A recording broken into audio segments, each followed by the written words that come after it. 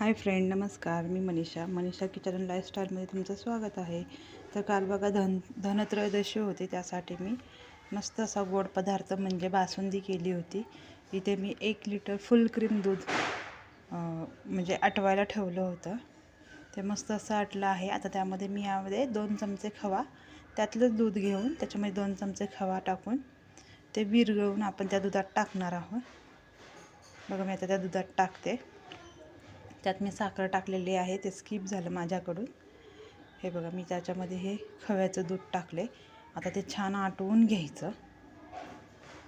आता काही जास्त आटवायला लागत नाही, काही उकळी आणायची म्हणजे खव्याचा कच्चापणा घालवायचा, कारण की दूध आपण पहिलेच आटवून घेतलेले. मस्त असे बघा आटवून झालेली आहे का नाही, बघा घट्ट अशी झालेली आहे. आता त्यामध्ये मी ही वेलची पावडर टाकत आहे. मी वेलची पूड करून ठेवलेली आहे, वेलची भाजून वगैरे मस्त अशी वेलची पूड टाकली. आणि आता त्यामध्ये आपण टाकणार आहोत चारोळे. बासुंदीमध्ये फक्त चारोळे असतात, तुम्ही तुमच्या आवडीनुसार ड्रायफ्रूट टाकू शकता, पण मी फक्त चारोळे टाकलेले आहेत. मस्त असे चारोळे टाकून ही बासुंदी तयार झाली. मी गॅस बंद केला आहे. आता ही बाहेर 1 तासभर थंड करायची आणि त्यानंतर फ्रीजमध्ये ठेवायची. ही बघा, मी फ्रीजमधून आता काढली. मस्त अशी घट्ट अशी बासुंदी तयार झालेली आहे. कशी वाटली सगळ्यांना नक्की कमेंटमध्ये सांगा. सगळ्यांना शुभ दीपावली.